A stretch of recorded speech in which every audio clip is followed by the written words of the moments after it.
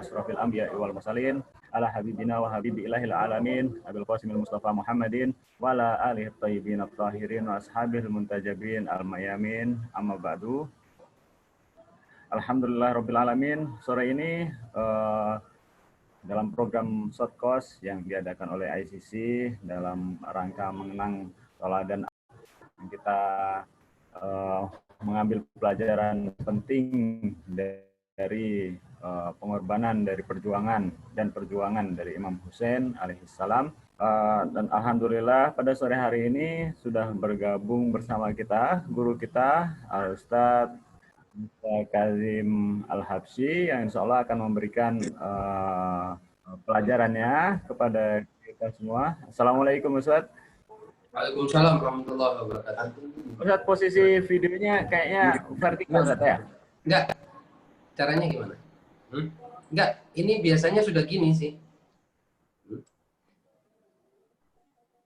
Biasanya memang gitu. Apa? Enggak, biasanya sudah gini.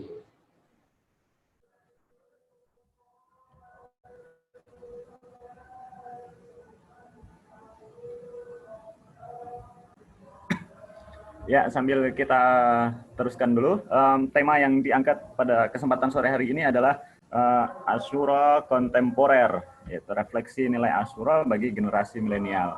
Dan Ustadz Musa ini kita tahu beliau adalah Ustadz yang menurut saya termasuk orang yang paling tahu dunia milenial ya, yang paling akrab juga pergaulannya, paling luas pergaulannya, terutama masuk ke kalangan muda atau generasi milenial. Jadi gaya komunikasi dan paparan yang diberikan Ustadz ini sangat mengena atau sangat bisa ditangkap oleh kaum milenial atau kaum muda. Nah, pelajaran Asyura yang kontemporer ini seperti apa, kemudian nanti kira-kira pelajaran yang bisa kita ambil, terutama bagi kita generasi milenial itu seperti apa, mungkin bisa langsung kita akan persilahkan kepada Ustadz Musa, kepada beliau kita persilahkan sallallahu ala Muhammad wa ali Muhammad, Allahumma shalli ala Muhammad wa ali Muhammad, Allahumma shalli ala Muhammad wa ali Muhammad, Allahumma shalli ala Muhammad wa ali Muhammad. Tafadhal Ustaz. Ya. A'udzu billahi minasyaitonir rajim. Bismillahirrahmanirrahim. Alhamdulillahilladzi la ilaha illa huwa khaliqus samawati al-ula wal aradina as-sufla munzilil kitabi was suhufil ula wa lahul asmaul husna wal mathalul a'la wa huwa 'alal 'arsy istawa وهو الذي قدر فهدى وخلق فسوى والصلاة والسلام على نبي الهدى محمد المصطفى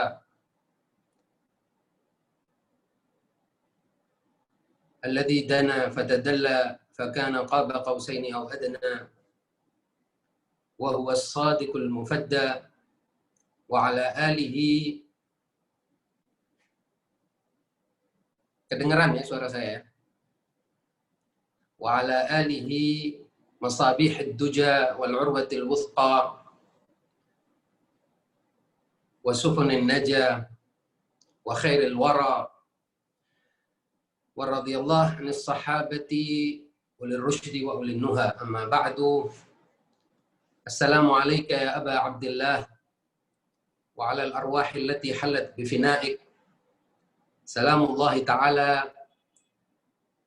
alaikum minna jami'an abadan ma baqina wa baqiya al-layl wan nahar wa la ja'alahu Allahu akhir al-ahdi minna li ziyaratikum. Assalamu ala al-Husain wa ala Ali ibn al-Husain wa ala aulad al-Husain wa ala ashabi al-Husain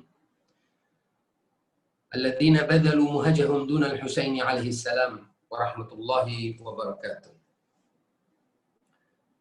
Amma ba'du, assalamualaikum warahmatullahi wabarakatuh. Ikhwani wa akhwati, ahibbahi fillah, saudara-saudara dan teman-teman sekalian.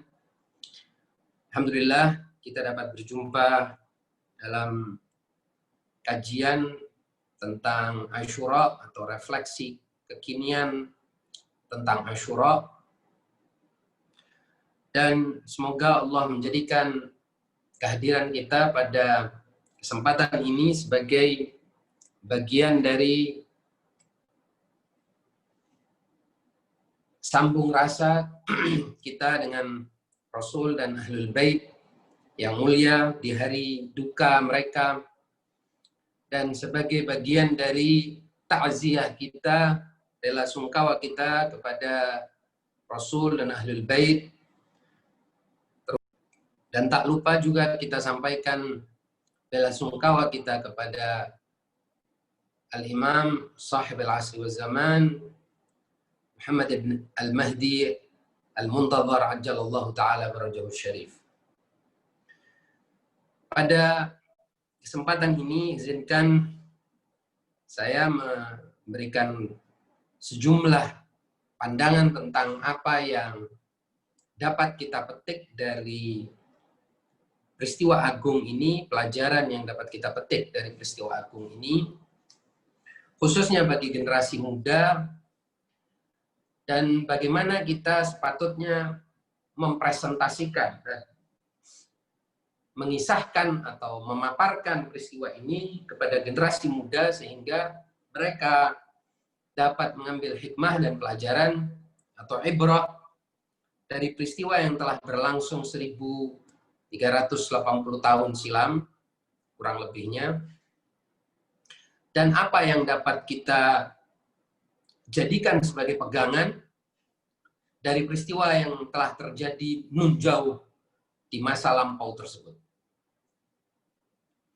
Pertama, kita harus ingat bahwa peristiwa Asyura, dan ini telah saya sampaikan pada beberapa kesempatan, memiliki dimensi yang bersifat universal, dan pelajaran yang dapat diambil darinya juga bersifat universal, lintas waktu dan zaman, atau yang bisa kita sebut sebagai dimensi transhistoris.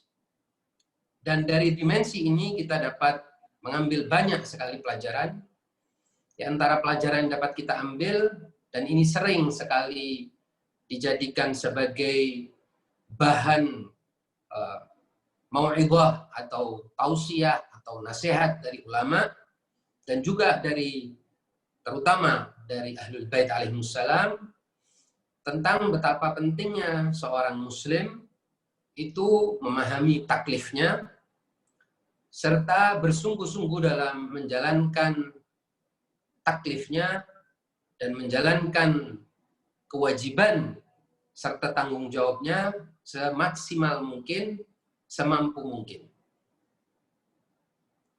Dan kita sering membaca bahwa dengan melaksanakan itu sebenarnya kita telah menjadi bagian dari orang yang secara langsung maupun tidak langsung membela atau menolong Sayyidul Syuhada Abi Abdullah Al-Husain alaihissalam. Artinya misi Al-Imam Al-Husain itu adalah misi ilahi, misi mengingatkan orang untuk taat kepada Allah dan juga untuk menjalankan kewajiban-kewajibannya di muka bumi dan tidak melakukan pelanggaran apalagi kerusakan di muka bumi. Itulah misi beliau, dan misi beliau bukanlah misi untuk kepentingan pribadi beliau atau kepentingan keluarga beliau atau kepentingan dari anak turunan beliau atau kepentingan dari sahabat-sahabat beliau.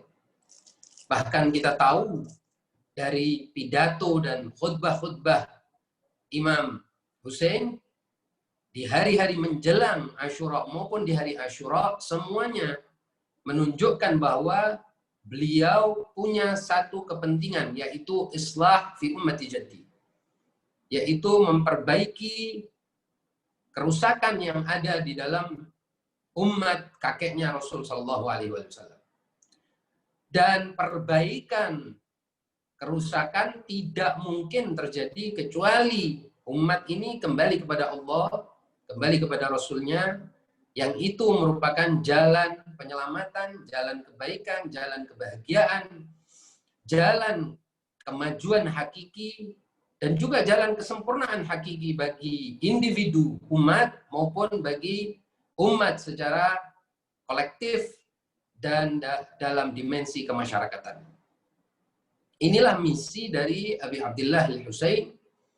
Sedemikian sehingga kalau kita pegang misi ini dan dapat kita implementasikan misi ini dalam diri kita, maka kita layak mendapatkan gelar sebagai Husaini, orang yang telah mengikuti Imam Husain.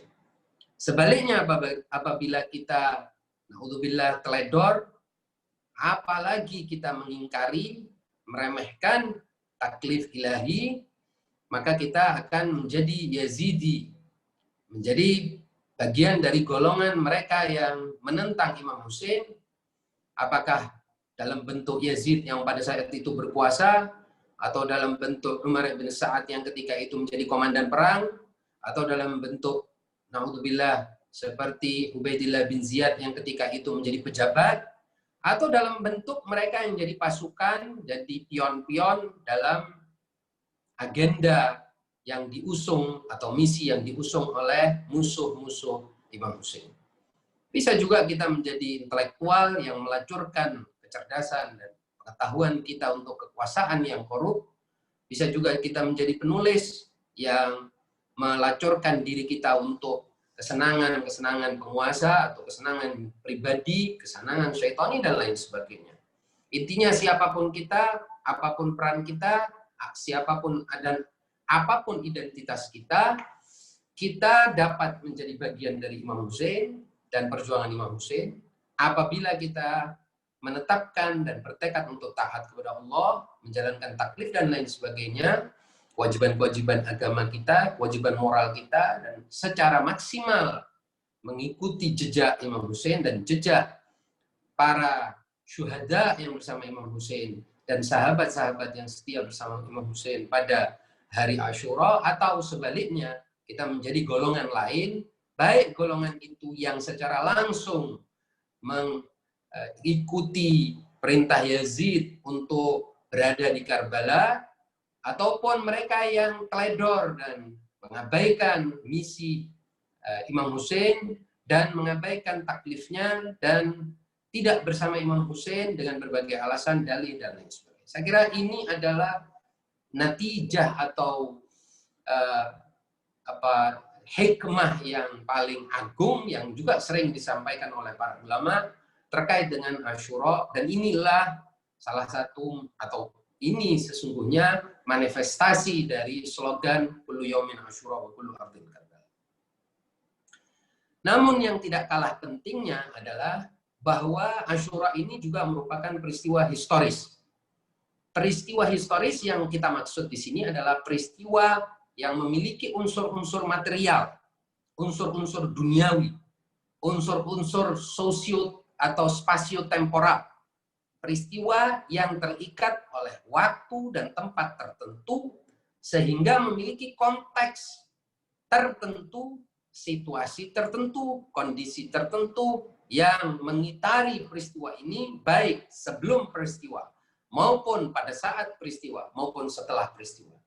Dan konteks ini dapat berulang dalam sejarah dan dapat menjadi bagian dari konteks yang kita alami sekarang ini, terlepas apakah kita sadar atau tidak, ataukah kita paham atau tidak, kita dapat mengambil kesimpulan seperti itu atau tidak, itu bukan sesuatu yang mudah untuk kita kerjakan, dan itu mungkin barangkali bukan barangkali, itu adalah hak dan otoritas dari para ulama untuk menyimpulkan apakah kita dalam keadaan yang sebagaimana dihadapi oleh Imam Husain atau tidak.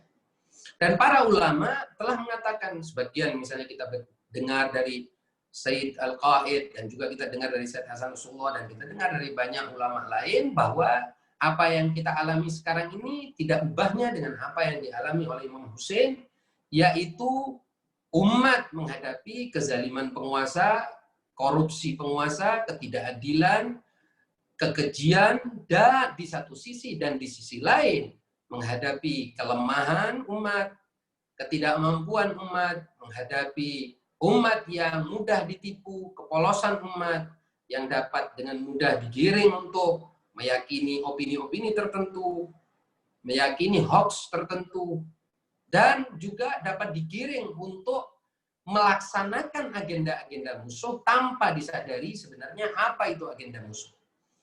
Ini juga sedang kita hadapi sekarang ini. Minimal inilah kesimpulan dari mereka yang meneliti sejarah dan mengaplikasikan atau mengkomparasikan konteks yang dihadapi oleh Imam Hussein dengan konteks yang kita hadapi hari ini. Tentu, pasti, niscaya tidak perlu lagi ada Imam Hussein dan tidak akan pernah lagi ada pembantaian seperti yang terjadi pada 61 Hijriah itu.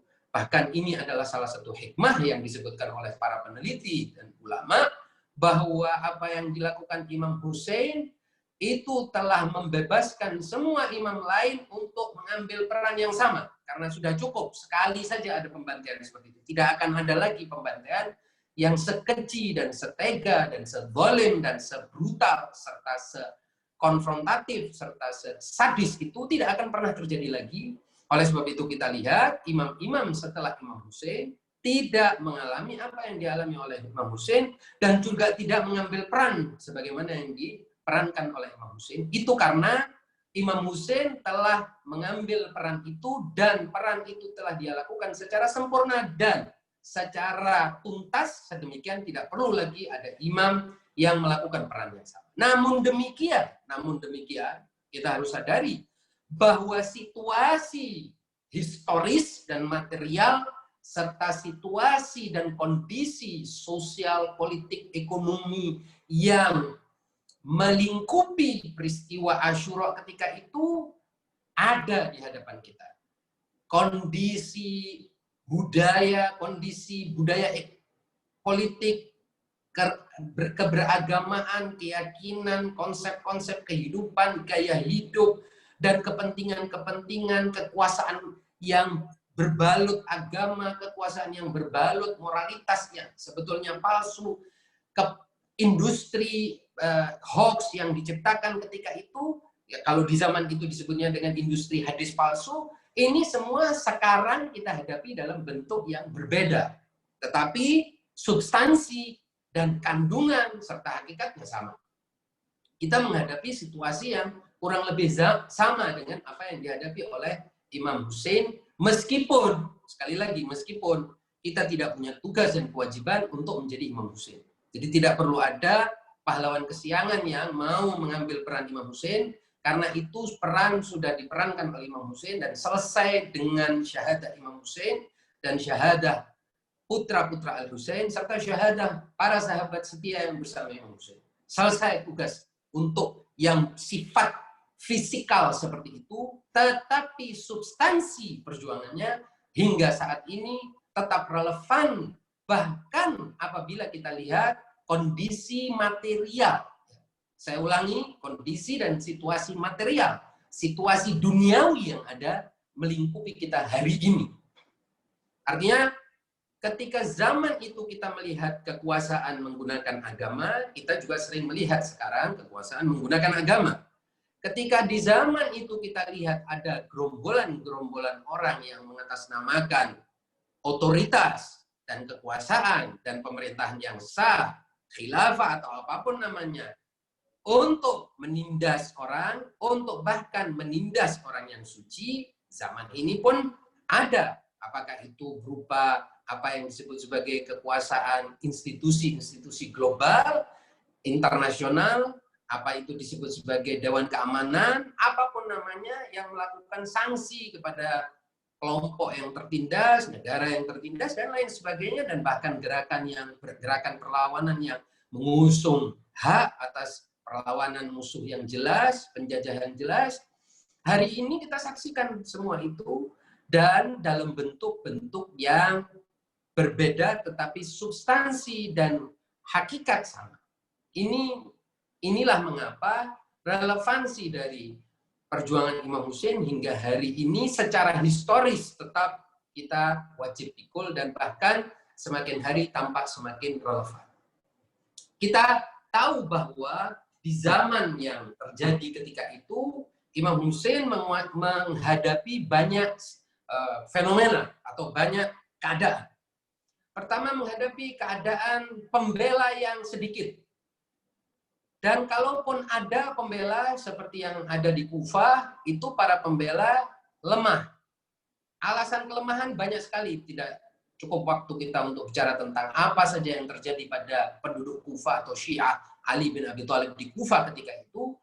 Baik adanya, kita tahu bahwa intelijen Yazid dan sebelumnya Muawiyah telah merasuki segmen-segmen dari masyarakat Syiah ketika itu dan menebarkan banyak keputusasaan dan membuat kasus demi kasus, apakah itu kasus sosial ataupun kasus ekonomi ataupun kasus politik, dan juga menyebarkan teror, ya, menebarkan ketakutan, ancaman di satu sisi seperti itu, di sisi lain juga agen-agen dan para penyusup ini datang dari Syam dan datang dari berbagai tempat lain untuk mengiming-imingi umat yang mendukung, yang harusnya mendukung Imam Hussein dengan berbagai iming-iming, apakah itu dengan proyek, apakah itu dengan harta, apakah itu dengan uang dan lain sebagainya, jabatan. Dan kita tahu misalnya Umar bin Sa'ad bukan orang yang sejak awal itu ikut dengan Bani Umayyah, melainkan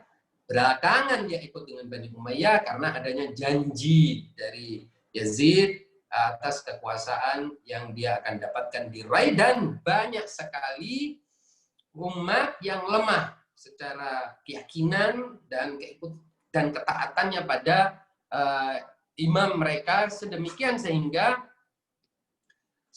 sehingga umat pendukung ini tadi mengalami kemerosotan, mengalami demoralisasi, dan ini terjadi pada zaman itu. Lalu Imam Hussein juga menghadapi penguasa yang kuat.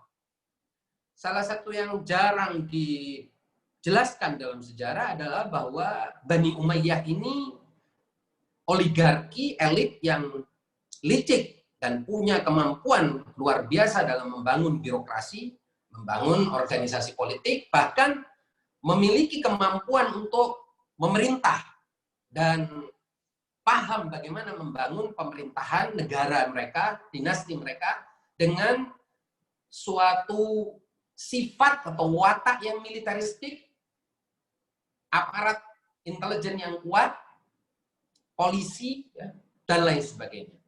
Di antara yang disebutkan dalam kaitan dengan ini, misalnya ketika Ziyad ibnu Abihi, ayah dari Ubaidillah bin Ziyad, berkuasa di Kufah, yang saya baca itu, Ziyad ini telah menjadikan Kufah yang semula adalah basis pendukung Imam Ali bin Abi Thalib, menjadikan Kufah ini seperti laboratorium bagi berbagai rekayasa sosial, ya, dan brainwashing, rekayasa pencucian otak yang massal, masif, dan sistematis, terstruktur, sedemikian sehingga masyarakat Syiah yang ada di Kufah ini mengalami kehancuran dari dalam.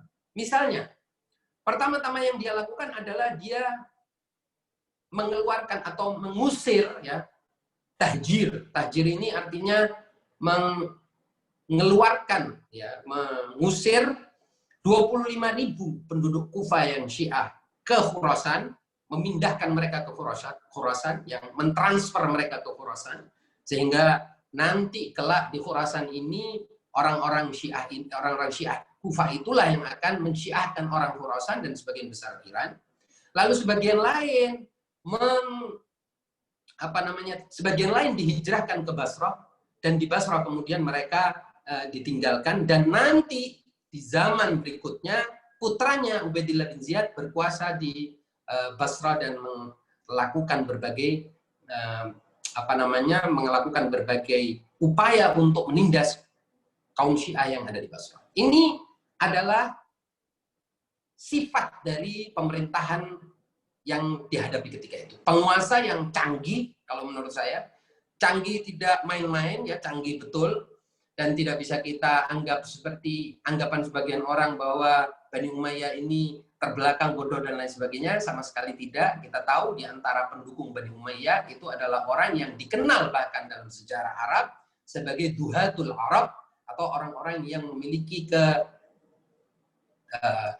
kelicikan, mungkin kelicikan dan kecerdikan yang luar biasa yang mengakibatkan mereka ketika berkuasa itu mampu memanipulasi berbagai alat atau aparat kekuasaan dan otoritasnya untuk melanggengkan kekuasaan. Dan kita tahu kemudian Bani Umayyah dapat membangun dinasti yang berkuasa selama ratusan tahun dan menjangkau berbagai belahan dunia, dan itu artinya sebagai sebuah prestasi duniawi. Saya ulangi lagi ya, prestasi duniawi itu harus kita akui.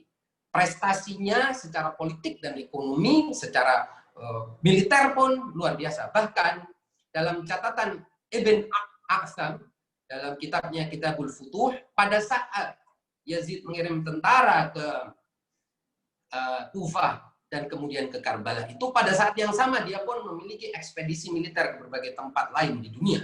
Artinya negaranya tetap berjalan dan mengalami ekspansi yang luar biasa. Ini penguasa yang dihadapi, penguasa yang memakai cara-cara yang luar biasa, modern dari sisi modernnya.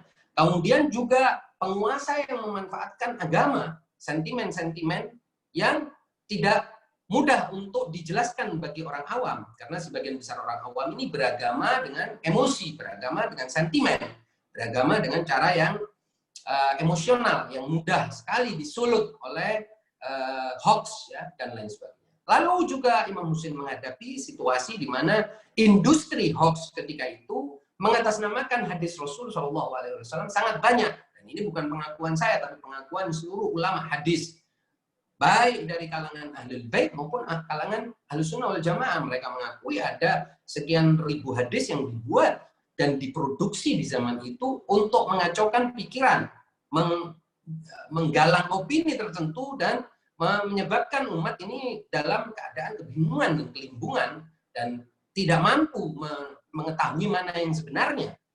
Dan zaman kita seperti mirip dengan apa yang ada di zaman kita. Tapi kalau apa yang ada di zaman kita barangkali source atau sumbernya, narasumbernya bukan Rasul SAW, sehingga kita tidak selalu harus mengikuti apa yang datang dari selain Rasul. Tapi kalau dari Rasul bagaimana? Itu kan jauh lebih fitnah, yang jauh lebih menyusahkan orang awam.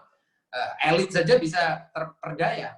Saya ambilkan contoh misalnya dari apa yang saya lihat beberapa waktu ini. Misalnya ada satu YouTuber terkenal sekali di Indonesia yang lagi trending beberapa waktu lalu, memproduksi video yang mengatakan bahwa bom yang meledak di Beirut itu katanya adalah pekerjaan dari orang Iran katanya, dan itu adalah sebagai balasan atas kematian dari Qasim Sulaimani. Jutaan orang menonton itu dan mungkin sebagian besar mereka percaya dengan apa yang diomongkan YouTuber terkenal ini. Ini satu contoh bagaimana di zaman ini hoax diciptakan ya, sama sekali tidak pakai dasar kecuali dikutip dari satu unsur intelijen di mana yang bisa diterima orang. Bayangkan kalau Anda menghadapi hadis, bayangkan kalau Anda menghadapi ini bilang qala Rasulullah, ini Rasulullah berkata seperti ini padahal itu palsu. Artinya industri hoax itu jauh lebih advance. Mohon maaf terhadap para pembuat hoax sekarang atau mereka yang khawatir dengan adanya hoax sekarang, bahwa zaman itu yang harus dihadapi oleh Imam Husain adalah hoax, dan juga yang harus dihadapi oleh Imam Ali itu adalah hoax yang mengatasnamakan Rasulullah SAW sebagai makhluk Allah yang paling suci dan yang paling agung di mata kaum muslimin seluruhnya. Ini artinya sebuah kerjaan manipulasi dan penciptaan opini yang luar biasa nekat dan luar biasa canggih dan berefek dan berdampak ribuan tahun, bukan hanya pada masa itu saja. Ini yang juga dihadapi oleh Imam Husain ketika itu.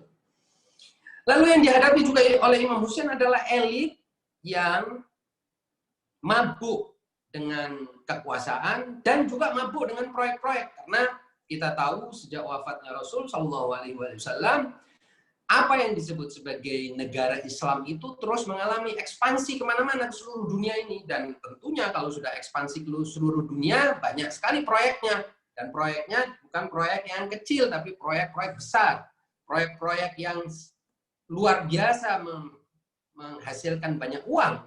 Kita tahu ada penaklukan imperium yang besar seperti Imperium Persia, ada penaklukan Imperium Bizantium di Syam, dan dua imperium ini penaklukannya menghasilkan pampasan perang yang sangat-sangat luar biasa, berlimpah. Kita bicara tentang emas, mungkin perhiasan-perhiasan yang tidak ternilai harganya, yang itu juga bisa menggiurkan elit dan mengabaikan dan menyebabkan mereka abai terhadap kewajiban-kewajiban mereka. Ini juga yang dihadapi oleh Imam Husain ketika itu.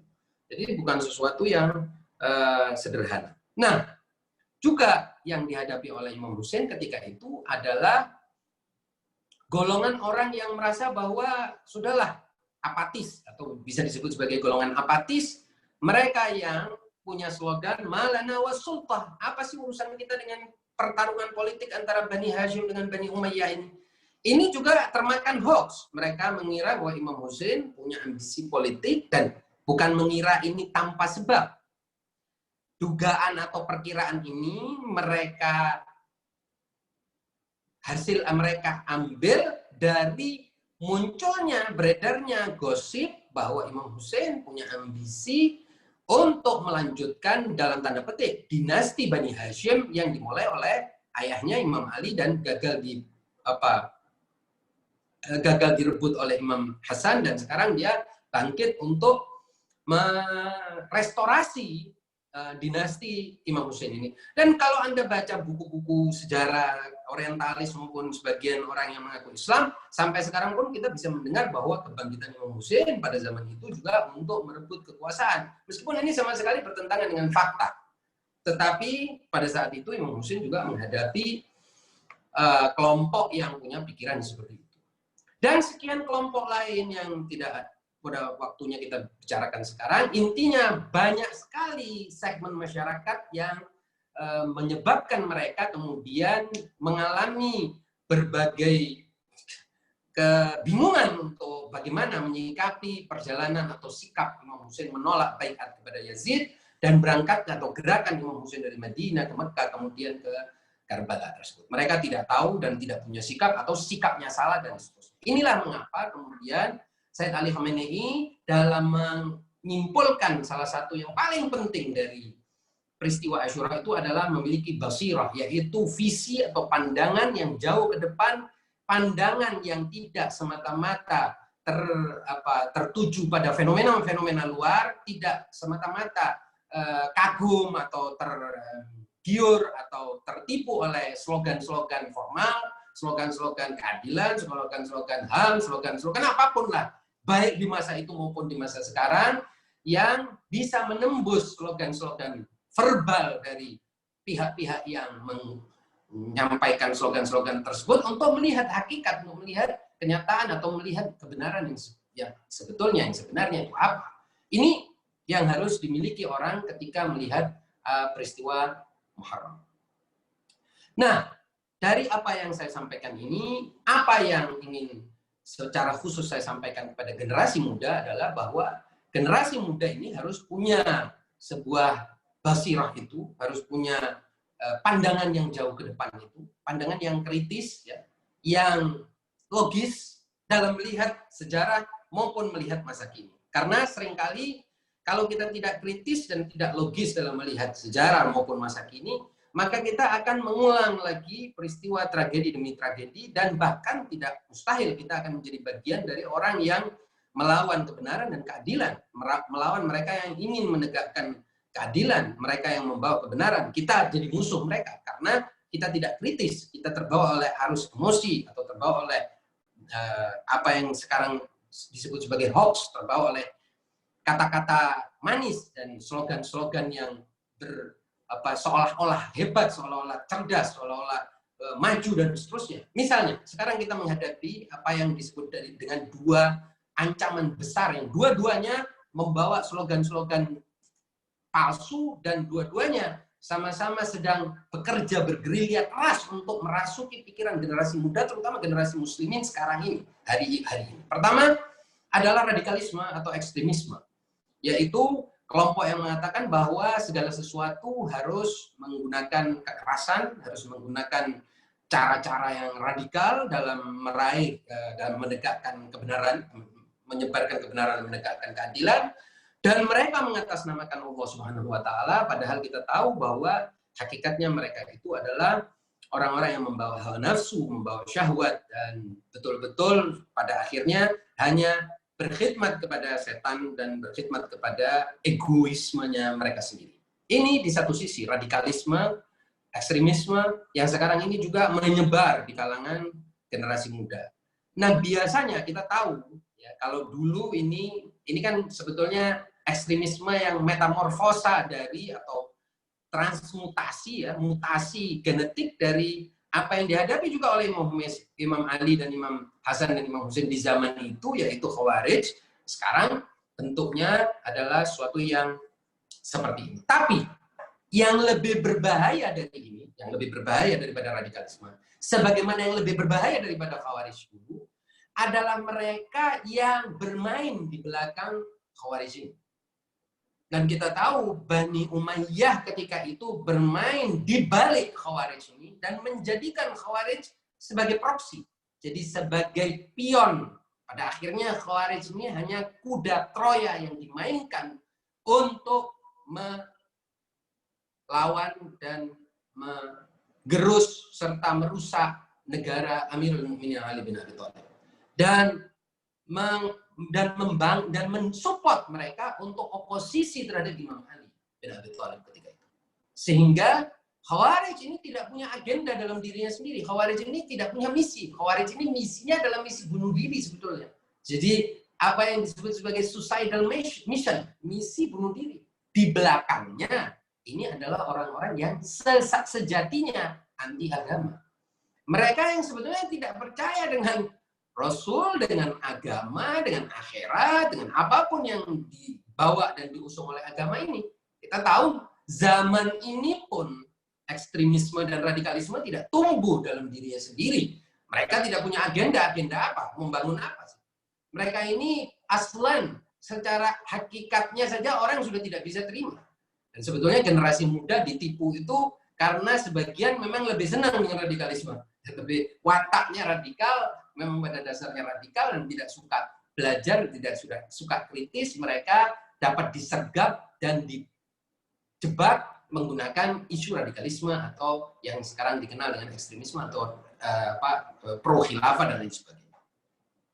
Tapi yang bekerja di belakang ini, itu kita tahu adalah kapitalisme, zionisme, imperialisme yang zaman ini atau zaman dulu ya Bani Umayyah. Bani Umayyah sebagai kekuatan politik dan oligarki elit yang ketika itu memainkan semua isu. Isu agama dimainkan, isu khilafah dimainkan, isu Khawarij dimainkan, isu rasisme dimainkan, isu apapun dia mainkan dalam rangka dia berkuasa, dalam rangka dia menjatuhkan seluruh musuhnya, mengalahkan seluruh musuhnya dan merebut seluruh sumber-sumber kekuasaan dan mengeksploitasi umat dan mengeksploitasi sumber-sumber kekayaan umat dan itu sampai sekarang terjadi. Jadi kita jangan sampai hanya melihat satu sisi dari ancaman. Ada sisi lainnya juga, bahkan ini lebih penting dan lebih hebat dan lebih inilah sesungguhnya yang berkuasa di muka bumi ini sekarang ini yang kita hadapi ini, yang oleh Imam Khomeini disebut al-istikbar al-alam. Ini bukan Daesh dan Khawarij modern, sebetulnya mereka ya hanya proksi yang dipakai. Seperti Khawarij zaman dulu. Khawarij zaman dulu kita tahu dalam sejarah tidak pernah mereka berkuasa, tidak pernah bisa membangun dinasti. Tidak ada negaranya sama sekali. Gerakan-gerakan sempalan di mana-mana dan dengan mudah bisa dikalahkan. Tapi Bani Umayyah bisa membangun dinasti selama 100 tahun, bahkan lebih. Kemudian setelah itu Bani Abbas mirip dengan Bani Umayyah dari segi kepentingan politiknya, dari segi permainannya, dari segi ideologinya, bahwa mereka juga tidak percaya dengan Rasul dan tidak percaya dengan apapun. Ini semua sama. Ini kepentingannya dan membangun dinasti selama 400-500 tahun. Kemudian seterusnya kita lihat sampai sekarang. Intinya, sekarang ini generasi muda disusupi apa yang disebut sebagai new atheism.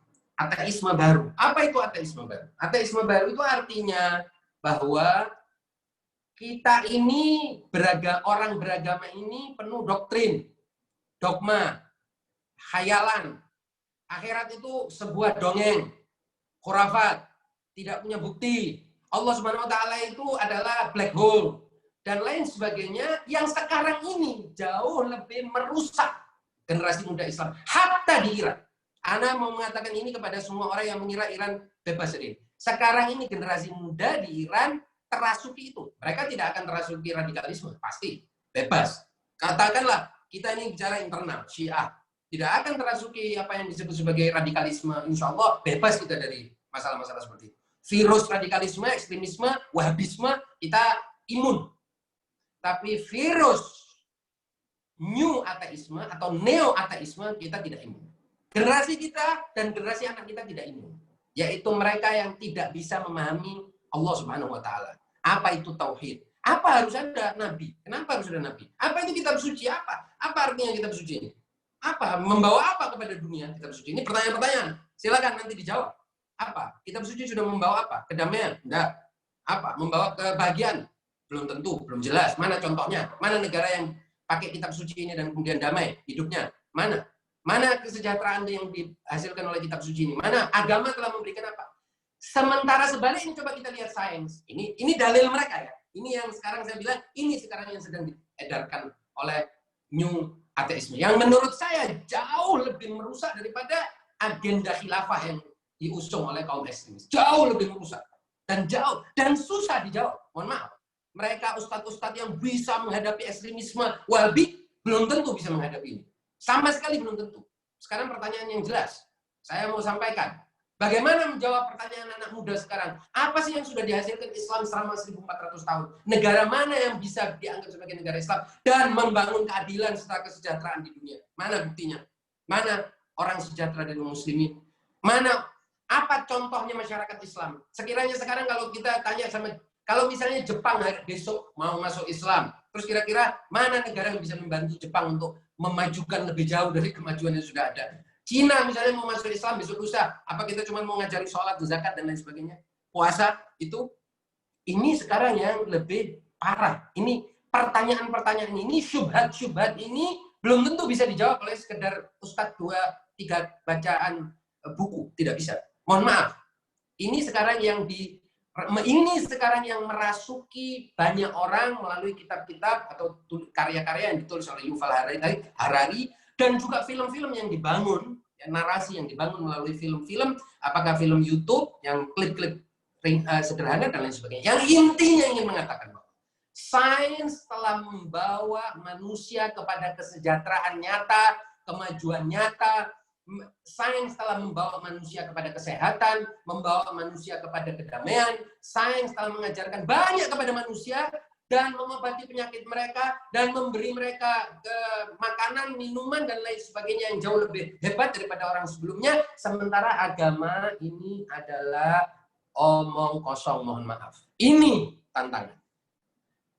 Dan ini yang harus dijawab. Dan tidak bisa kita jawab dalam sekali 2 kali acara.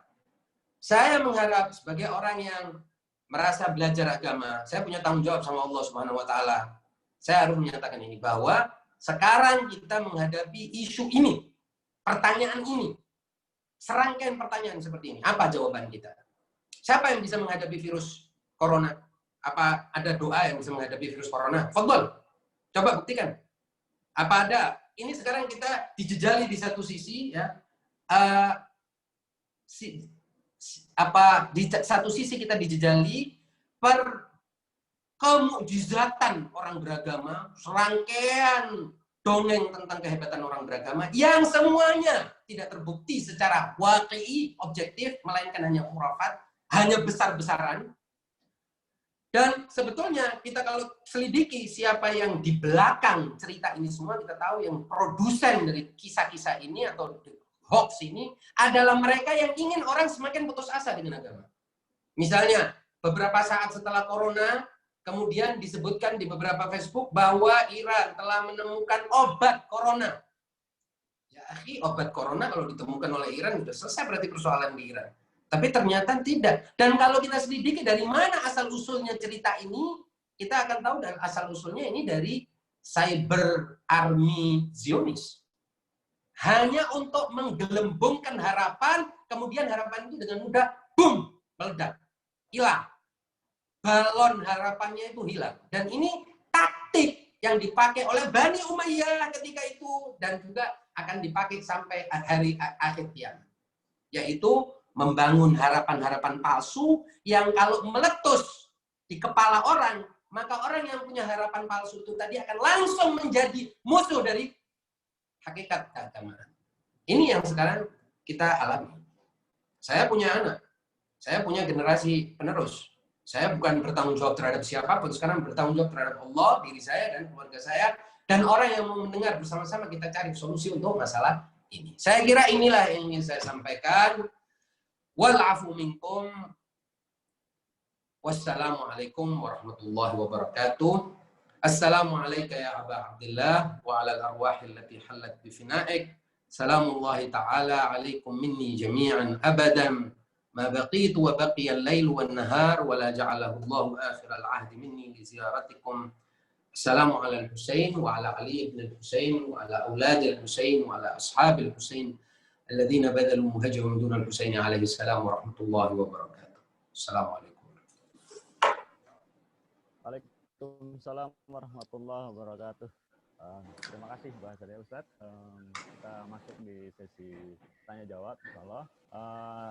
Kami persilahkan untuk yang akan bertanya melalui kolom chat maupun melalui raise hand untuk bisa disampaikan pertanyaan secara langsung. Sementara kita sudah punya sedikitnya 2 pertanyaan Ustadz, satu dari YouTube, yang satu lagi di kolom chat. Kita bacakan dulu satu pertanyaan dari YouTube atas nama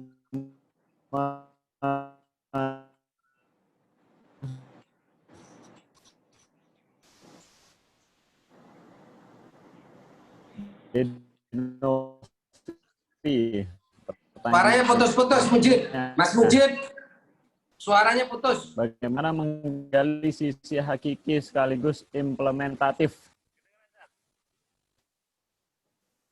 Mas Mujib, suaranya putus-putus. Putus-putus, Pak Mujib.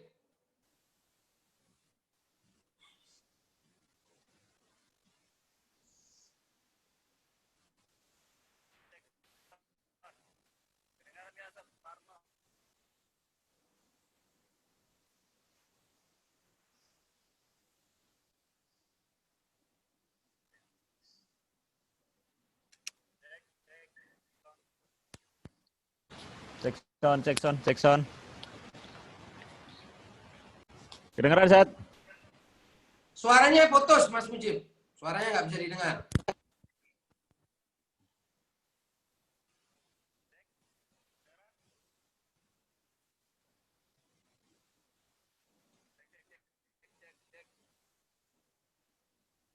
Ana sambung dulu ya.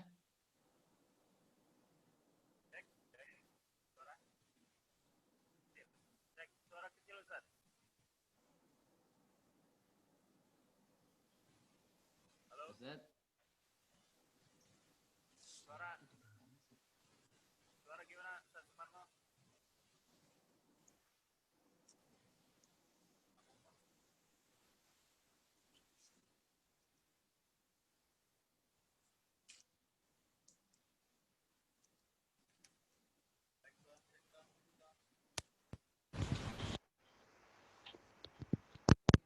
Cek sound. Ya, Pak, jelas. Suara kedengeran ya? Ya, siap. Nih, Mbak. Ya, Kita bacakan pertanyaan yang dari YouTube dulu, Ustaz. ya, fadhol. Ya, dari atas nama Dedi Novi, pertanyaannya adalah bagaimana menggali sisi hakiki sekaligus implementatif terkait Asyura universal. Ya, jadi seperti tadi saya katakan bahwa hakikat Asyura itu adalah seorang imam melaksanakan taklif dan kewajiban ilahi yang diembannya secara sempurna, tanpa cacat, tanpa celah. Ini hakikat Asyura. Kalau kita mau ikut Asyura, menjadi Karbala'i, Husaini, Asyura'i, maka kita ini tugasnya. Ini jalankan kewajiban semampunya. Kita tidak akan pernah jadi Imam Husain. Jangan sampai berhayal seperti itu. Nanti akhirnya jadi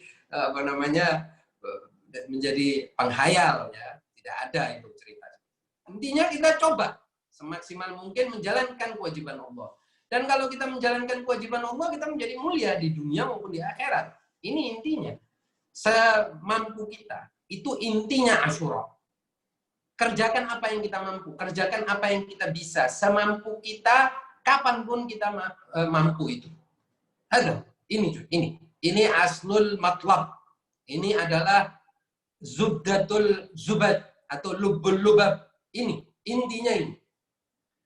Itulah mengapa kita sebut kullu yaumin Asyura wa kullu ardin Karbala. Karena intinya adalah seorang harus menjalankan tugasnya. Mereka yang bersama Imam Hussein, apakah itu Muslim bin Aussijam, apakah itu Habib bin Mudahir, apakah itu Zuhair bin Qain, siapapun yang bersama Imam Hussein, begitu juga dengan Abdul Fadl Abbas, begitu juga dengan Ali Akbar, semua, terutama dengan Sayyidah Zainab, dan lain sebagainya, ini semuanya adalah bersama Imam Hussein menjalankan taklif Allah, menjalankan tugas dari Allah Subhanahu wa taala. Kita kalau mau lihat Asyura secara universal, ini yang kita harus rebut dan itu yang kita pegang. Inilah Asyura. Adapun air mata, tangisan dan lain sebagainya, kesedihan dan barokah yang datang pada saat kita melakukan zikr atau peringatan, itu semuanya bonus. Saya ulangi, itu bonus, bukan saya mengingkari, itu bonus dari Allah Subhanahu wa taala. Tetesan air mata kita untuk Imam Hussein bonus. Tapi kalau kita menetes air mata Imam Hussein tapi tidak ada tekad dalam diri kita untuk menjalankan tugas dan taklif, walafu. Untung kita bukan bagian dari Imam Hussein. Ada bu, itu. Silakan pertanyaan yang kedua. Ya, terima kasih Ustadz. Pertanyaan selanjutnya dari kolom chat dari atas nama Hikmah Yahya. Salam, mau tanya bagaimana cara agar kita punya basirah? Basirah ini sebagaimana yang dikatakan oleh Sayyid Ali Khamenei didapatkan dengan cara kita melatih. Ya, melatih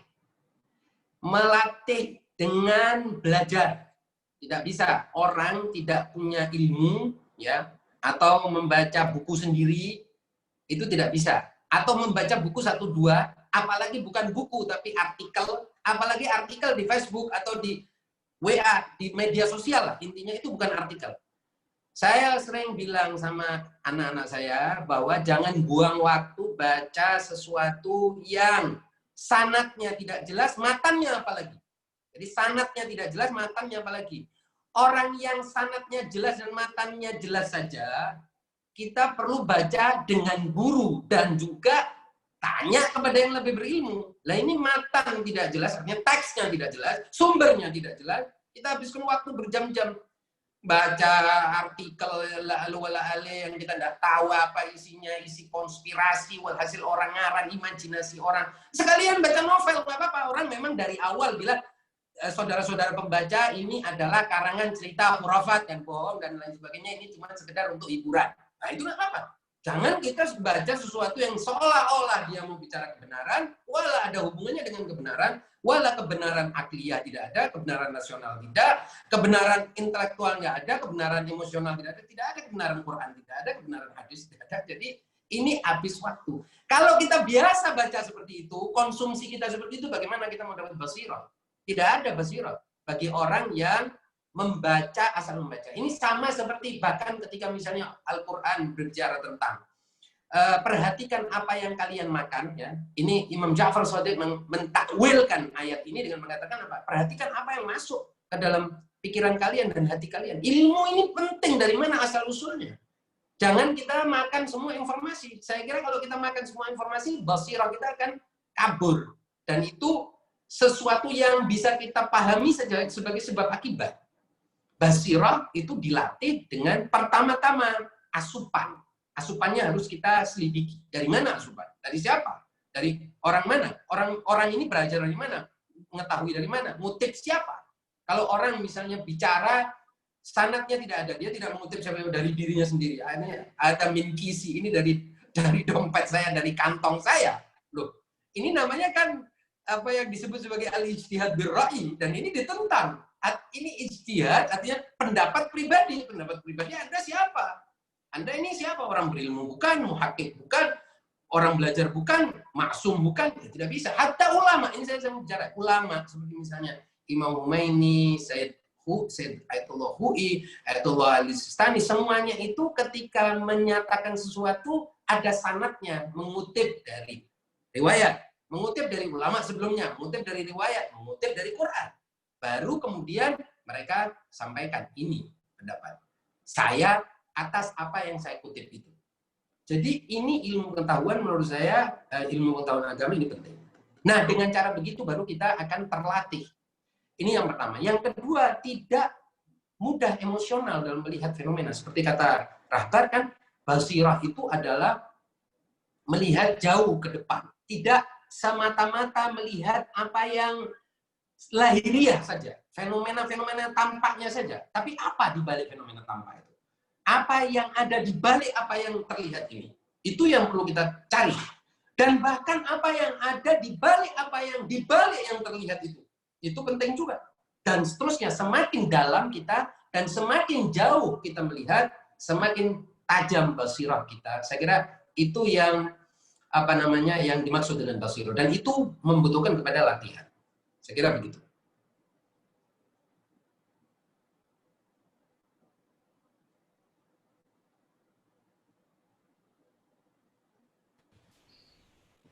Pertanyaan ketiga, Ustaz, dari menanyakan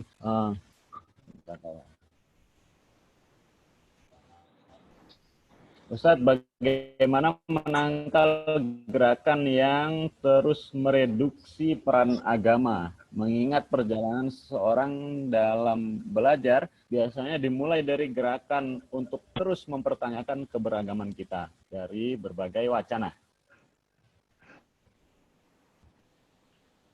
Ya, jadi agama ini harus dipahami secara rasional, logis, sistematis, dan komprehensif, dan realistis.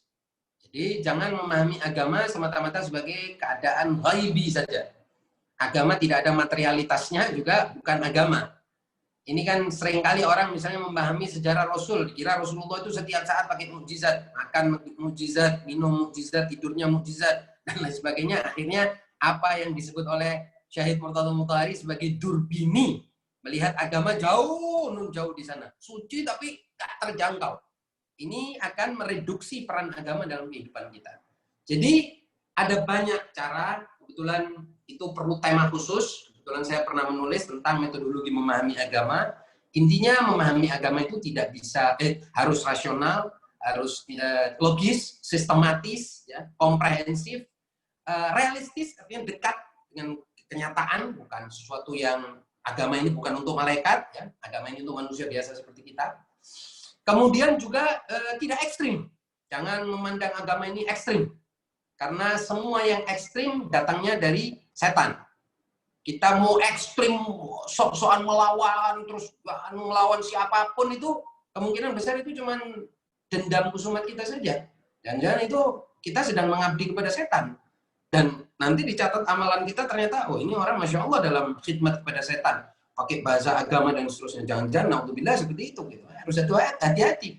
Dan itu setiap hari kita harus tanya kepada diri kita.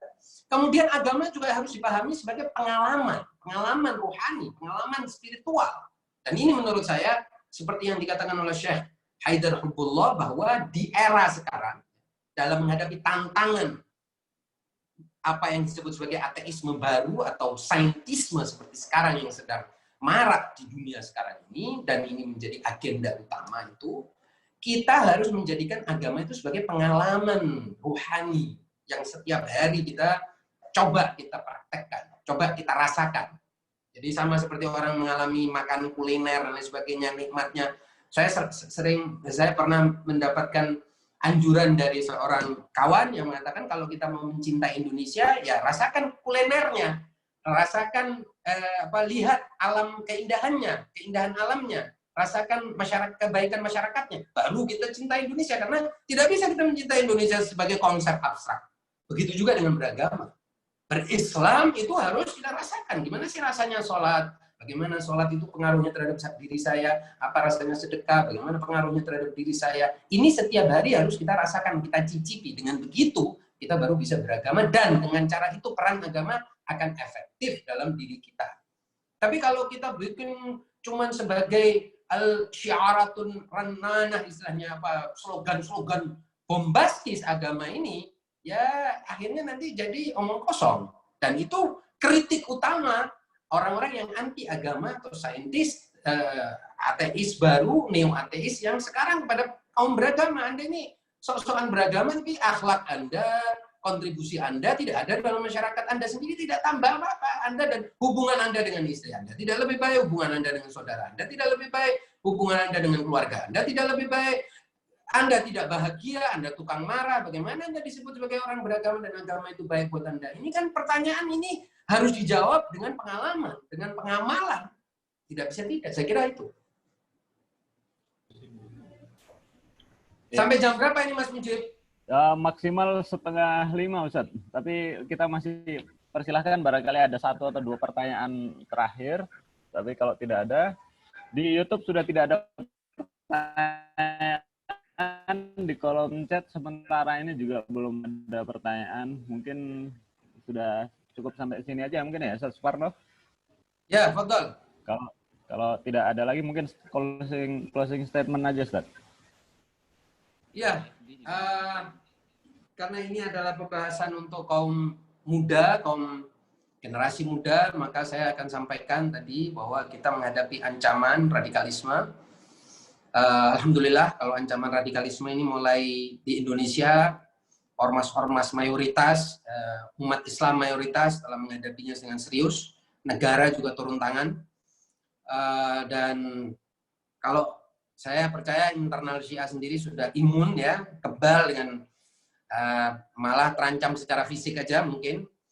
Tapi ancaman yang lebih besar dan bergerak secara lebih sistematis dan lebih masif dan lebih global, dan itu bukan hanya mengancam orang Syiah di Indonesia, tapi orang Syiah di Iran, di Irak, dan lain sebagainya, itu adalah ateisme baru. Yang menurut saya banyak orang agak lalai dengan ancaman seperti ini, padahal ancaman ini akan membawa agama, bukan hanya tidak adanya radikalisme, tidak ada agama, sudah tidak perlu agama, ini yang akan akhir dari ancaman ini, yaitu memunahkan agama.